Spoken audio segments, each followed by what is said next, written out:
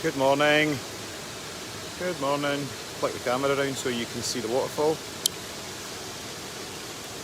Good morning, Wednesday morning. There, I was doing so well with remembering the date. Up till yesterday, I got the 8th, I got the 9th, so it must be the 10th. Good morning, Mags. Hope you're well. There's my wee waterfall. Good morning, Karela. Hope everybody's doing great. Beautiful morning, although it's raining. Hello. Hope you're all well. It's a bit dreich in Scotland today. It's a bit dreich. Wet. A bit damp. Right, X in the alphabet and showing my cards. I have absolutely no idea what to talk about with X. So, Generation X. Generation X, that's who we are. So,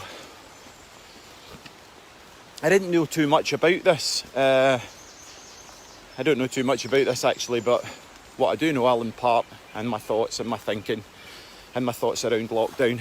But last year I had a contract working with adolescents in secondary school and, sitting in the common room with them, discussing their thoughts on politics, and they enlightened me to tell me about they were Gen Zs, of which I didn't know such a thing existed, Gen Z. But it did remind me of a thing called Generation X, and to be perfectly honest, I didn't really know that I was part of that. So, why am I talking about Generation X? What's that got to do with psychology? What's that got to do with thinking? Well, it's got quite a lot to do with the imprint. Because if you are a Generation X, you are the offspring of the baby boomers. And what was the psychology of the baby boomers? What was going on for them? So, if you were born somewhere between 60 and 80, you fall into the category of Generation X. And in my lifespan, we have made transitions from an analogue way of thinking, an analogue way of being rather, to a digital way of being. And reflecting as I was walking along here this morning about the growth in technology and thinking and political values that have changed and in some level shaped who I am and a generation, it sparked me to remembering my childhood and lying on the floor watching Star Trek, the next Star Trek, The Final Frontier, and Captain Kirk and Spock. And looking back on that with what's going on today politically with George Floyd and civil unrest, Star Trek, I guess I didn't say it so much around Star Trek, the Final Frontier, but around about the next generation and how I started to see that science fiction was becoming science fact. So, if we look back at Star Trek and we look at who we had in it, we had Spock, an alien, we had Captain Kirk, we had an African American woman in command, and we had a dude with a kind of weird Russian accent, and then we had a Scottish guy, right? Now, if looking back on that was radical for its time, completely radical in the way that it thought politically. It was putting an African American woman in a position as a lieutenant and some guy with a funny, crazy Russian accent.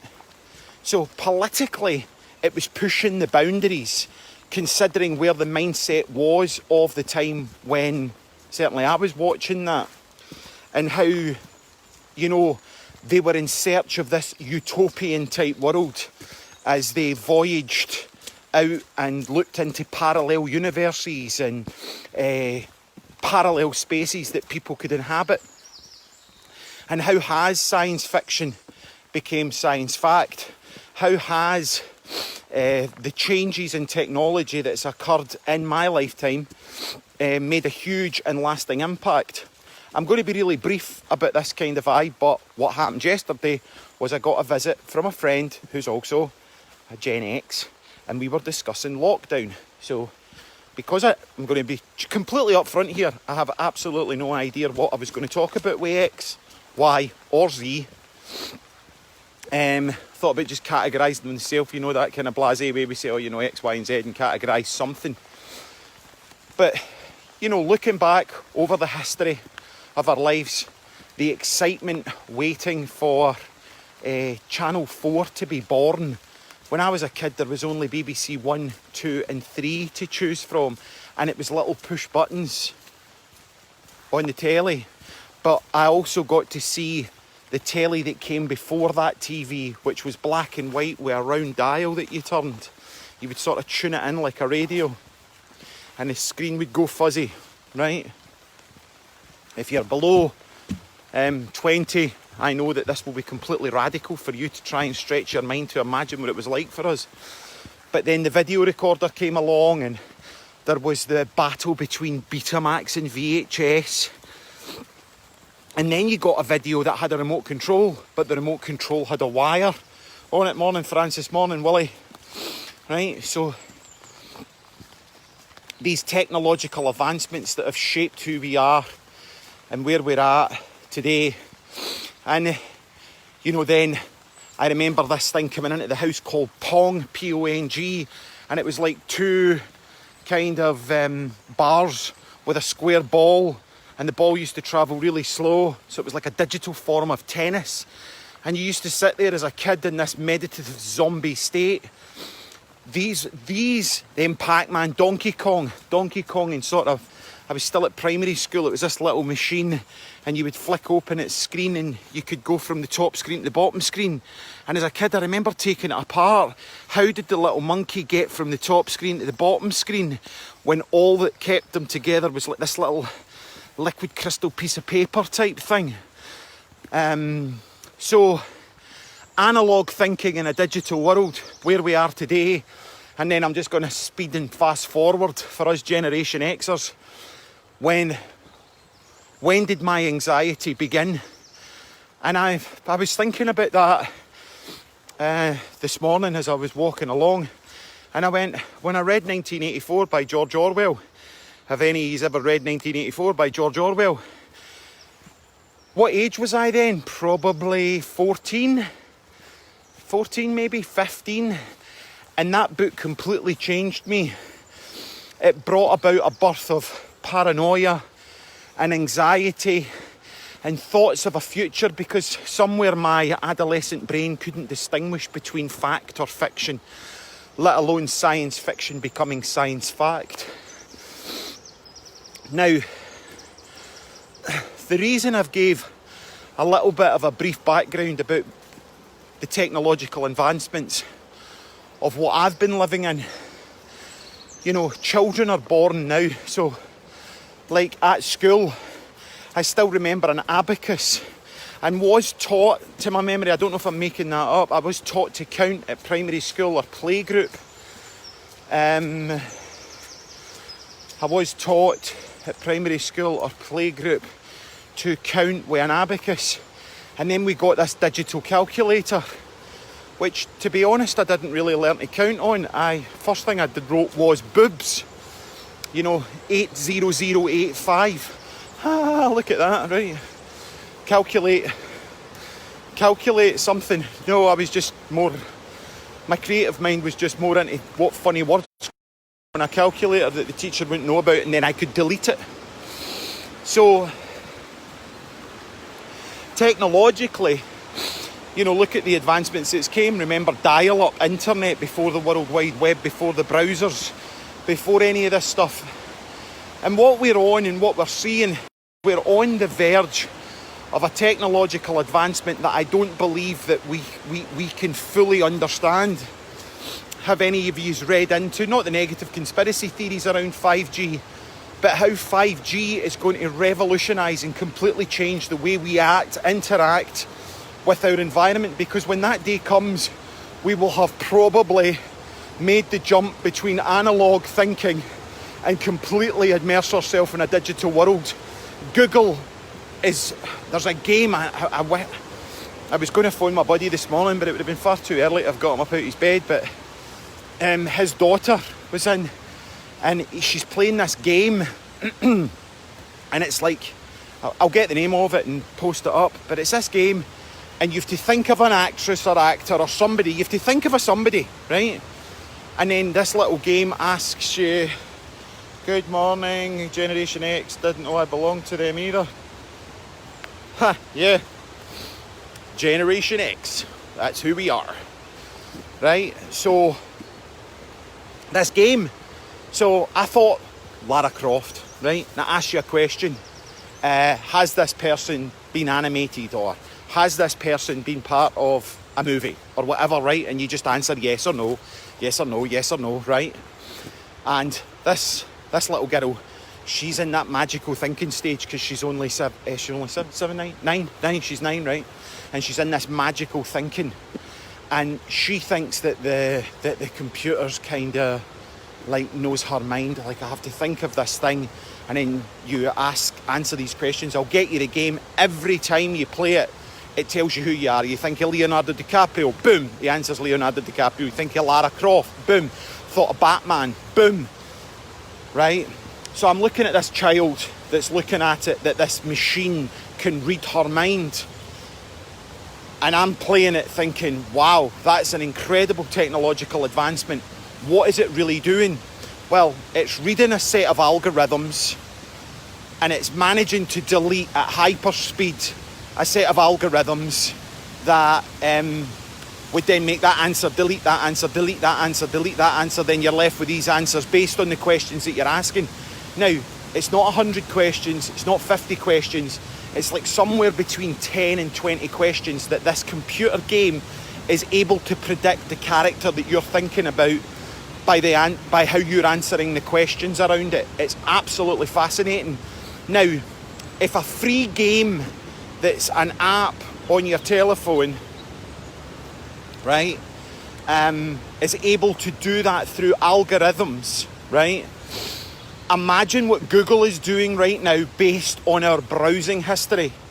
Based on, if you amalgamate, for an example, Facebook, Google, YouTube, right?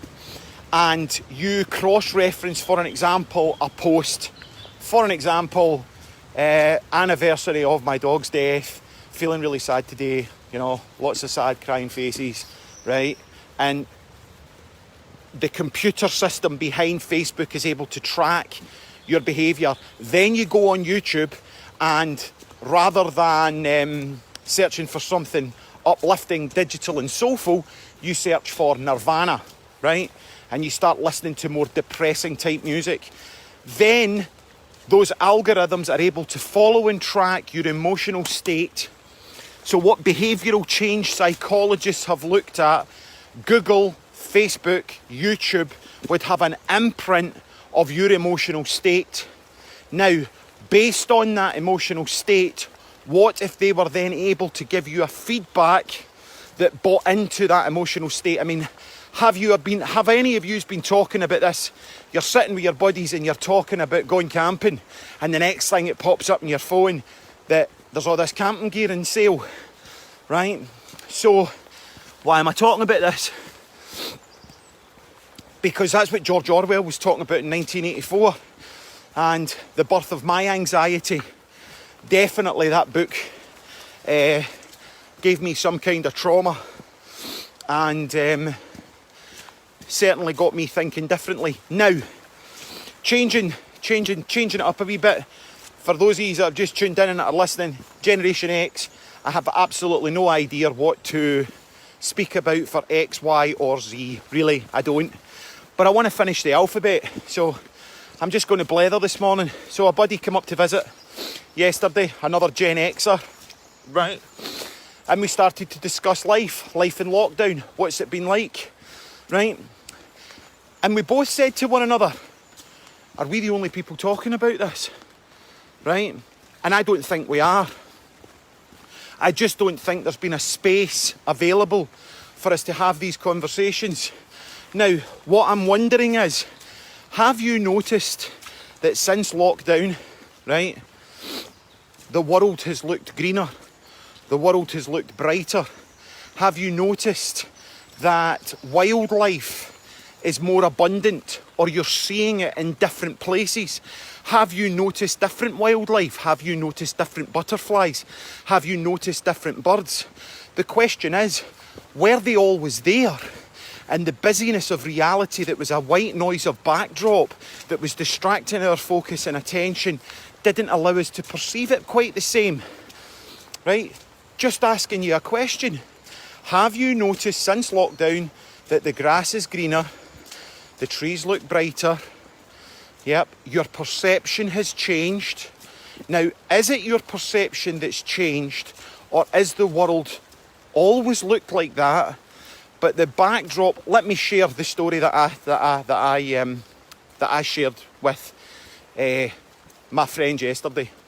It was a Monday morning about 6 weeks ago, and I was walking round Lanark Loch and I saw these two herrings, and my perception was slightly changed, almost as if I had taken some kind of hallucinogen, but just fractionally, just minor. And I'm watching these birds and how they flew around and how they came into land, and it was almost like I was glued to them. And I went, wow, I'm looking at the world completely differently. And I went, am I looking at the world completely differently, or is it just because it's went quiet?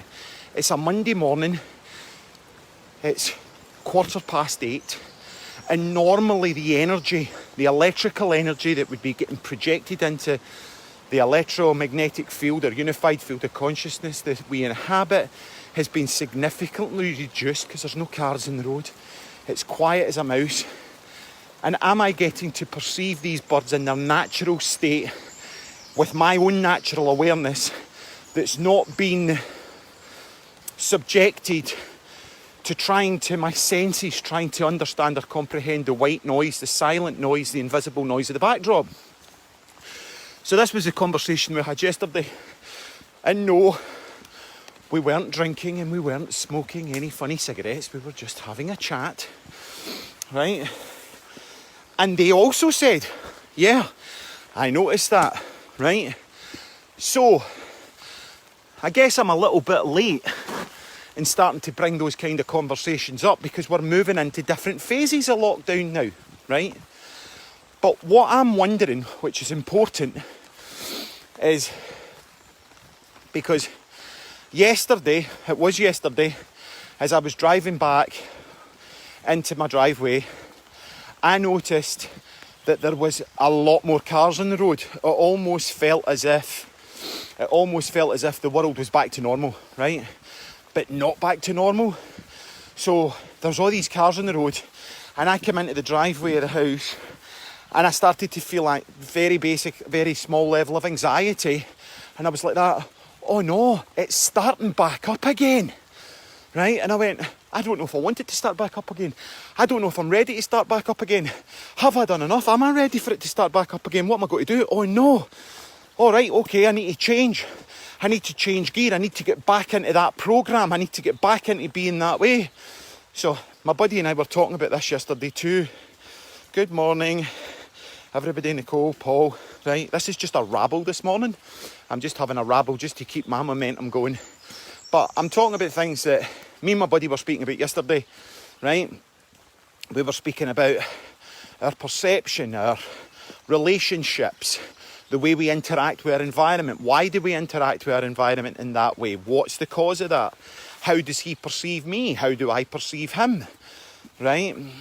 We were having a discussion and we both looked at one another and we both said exactly the same thing. Are we the only people that talk about this? You know, and then we started to doubt ourselves. We started to doubt our sanity. But I believe that we all are having these thoughts that go on inside of us, but we're not speaking about it. And until we can start to speak about it, and we can start to speak about it from a grounded perspective, okay? Because, as I said, where did my anxiety start? Definitely, I can trace back now on the timeline that my anxiety started when I read George Orwell 1984. I got a loan of it. I remember what class I was in. I remember everything. I remember the guy that gave me a loan of the book. I remember reading it in the school bus, right? And yes, we did have Walkmans. we did also walk about with earphones in. So, Generation Xers, when you're looking at Gen Zs and the Milleniums, and they're walking about with their headphones in and they're getting irritated, you did it as well, right? So, the birth of the Walkman, man. Yeah, and then we had the sound scientist, didn't we? The birth of hip-hop, and how you were able to copy and paste, not in the World Wide Web or on Word document, but you were able to delete, copy and paste sound. And when you started to sample sounds, you had to know what bit size it had. You had to become a scientist of sound in order to mix a track. Man, we had some greats, didn't we? You know, Rapper's Delight and Curtis Blow and the birth of this beautiful sound and Kraftwerk digital music arrived. The acoustic analogue world was changing to a digital place, and it became cool to be a nerd and have a calculator and play games and listen to digital electronic music. So, Generation X, here we are. Now, we're not too old to make a difference, and we're not that young that we stand out. Now, what's the next step? With the technological advancements that I've basically ran through today, talking about the birth of Pong, Pac-Man, Donkey Kong, Atari, Sega Mega Drives, gaming consoles, Commodore 64 versus a ZX Spectrum. All my buddies at school had a ZX Spectrum and I had a Commodore 64. Couldn't share my games with MD. I was never really a gamer, to be honest, but, you know, they were all there. Look at where we are now digitally. Look at the world. Generation X, we're getting to see the SpaceX program going up into space. You know, now, how do we look at it rationally and not from a perspective of a conspiracy theory? But I believe, and, you know, take that what you will, that we are on the cusp of a digital, cleaner, more sterile world that's difficult to grasp, that you don't need to have 1,000 CDs or a bundle of vinyl, that everything can be stored on a memory stick. We're moving into a world that would go back to being, you can have all of these possessions in the world and be nomadic, right? We could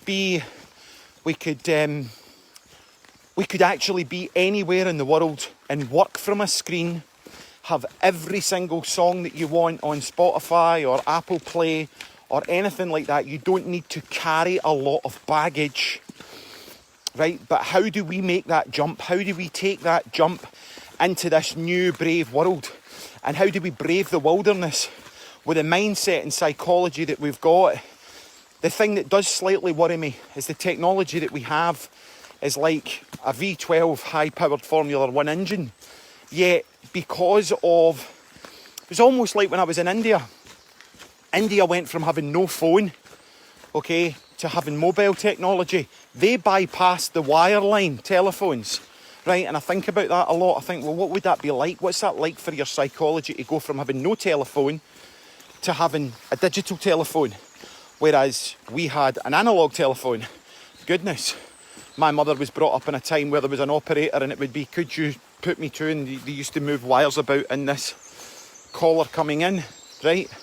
Why am I talking about that? It's to start to think about our journey, where we've came from, what we've lived through politically, where we're at now politically, where we're at in the world now. What came out of the conversation yesterday that my wee babbling brain will get to is the metaphor that I've used throughout these conversations have been, how do we redirect our internal mindset of focus? If you're focusing on the mosquito bite will itch, right? When you distract your attention by going out for a meal with friends or having a coffee or having a blether with somebody, it's not until you sit back down again that your attention is directed to that mosquito bite, right? So it's learning to train ourselves to redirect our insight, our mindset, our internal focus to something else. Now, what if you have a mosquito bite that's been implanted at a cortical level in the brain very, very early on in your development, that somehow you keep getting your attention drawn back to abuse, neglect, trauma in your childhood? Okay, now that beacon is living somewhere in the mansion within our house. It might be in the basement, it might be sub-basement, and we're living our life in level 1 and level 2. We don't necessarily hear the radio, we don't necessarily hear the sound of the mosquito bite, but we know it's there somewhere, right? How do we clear out the past in order to move forward free of any baggage into a new world, right? Now, what you focus on grows. And how we ended the conversation yesterday, my buddy and I, and we rabbled for hours, is you can either focus on separation, which I believe is the work of the enemy. Some might call it the devil. A unified field of consciousness and energy which feeds on darkness, which feeds on separation, which loves us to be anxious. Or there's an energy, a field of consciousness that's supportive of connection, love, understanding, joy, bliss, right? So where do you want to focus your attention? Do you want to focus your attention on separation, isolation? Or do you want to focus your attention on love and joy? Okay? What has lockdown taught you? We're starting to move through the phases. So I feel that it's important for us, for each of us, to look at what we've learned and how do we not let go of these more vibrant colours that we see, these deeper connections that we've made through lockdown. Okay, now, in lockdown, have you experienced people that portray to be your friends and haven't sent you a message to see how you are? Are you having a cull? Is it time to let them go? Right? Are you starting to see more of your truth around about experiences that you've been involved in through lockdown that are no longer serving you and no longer bringing any value to your life? Life is super, super short. The decisions that we make today will impact us for the rest of our life. How long have we got left in this place? Okay? Friends that have been jealous of you. People that are in authority that you've heard that have spoke about you behind your back. Right? Are you going to put up with that? Do you need to tell them that? Do you need to fall out with them? Or do you just not go there any longer? Just ignore the behaviour and let it go. Right? We're starting to move through the phases. I'm projecting my anxiety into this vlog because it was only yesterday that I noticed that the roads were starting to get really busier and things felt as if it went back to normal. And I had a wee bit of a whitey, a bit of a panic attack thinking, oh no, am I ready to go back? Is there a part of me have quite enjoyed isolation? Some of the things that I've spoke about in these vlogs come up in the conversation yesterday. People that have been socially isolated, when you put them in a social setting, it's almost like sound is painful. So imagine entering into the world of an autistic or Asperger's child or adult where they feel colour, where noise actually hurts them like a grinding. And the general consensus of the conversation that came out of yesterday was like that noise when you run your fingers down a blackboard. That's what it starts to feel like when you've been socially isolated for so long and you get into a social setting. People are starting to enter back into the workplace. People are starting to go back into these kind of experiences. If I'm thinking it, if you're thinking it, how do we start to support that out with ourselves? If we can agree, well, that's how I'm feeling. I feel that when I go into a social... Morning, Vicky. Hope you're well. Hope you're well. It was nice speaking to you the other night there. Love talking to you. My wee buddy Vicky Lewis from just outside Lewis. Yeah. So, if you're in agreeance that you're noticing that when you're getting more involved in social situations, and because you've been socially isolated, you're finding that social situation is painful, then step outside your narcissistic thinking for a minute, step outside your own world and identify with the inner world of another individual that may be sitting beside you, that may be experiencing that too. Now, don't get paranoid, they're not off with you, they're just sitting in a massive amount of anxiety because their inner world's like this. Ah! Right? Now, how do we get through that? I think be more mindful of those that are in your surroundings than you are of your own omnipotent self and your own omnipotent world. So, I have no idea what I'm going to talk about for Y or Z. They may just be little rambles, but I am going to finish the alphabet. I'm going to get to the end of the alphabet. And have a fantastic day. If you're a Generation X, power to the people back once again. Here we are. We're doing what we can do. And think about the journey that you've took to get to where you are, and the advancements in the outer world and how those advancements have affected both positively and negatively your inner world, and how it's shaped and moulded where you're at. Have some compassion for yourself and start being a bit more compassionate to others round about you. You know, lots of folk have had to drink through this. Lots of folk have battered the bevy. So if they are starting to get back into a social circle, they may be suffering from a 3-month bender that they've been on, right? They might be a little bit more sluggish. You go into a meeting with somebody and they're sitting there and they're trying to wrap their head around what they're scrambling for a programme. Oh, what personality do I choose? It's been 3 months since I've had to wear this shirt and tie. Who am I? Who am I? Who am I? I'm going to explode, self-implode. Have a bit of compassion. We've got to reintegrate when we do back into any form of reality as we move between holodecks, shape-shifting between personalities and behaviour.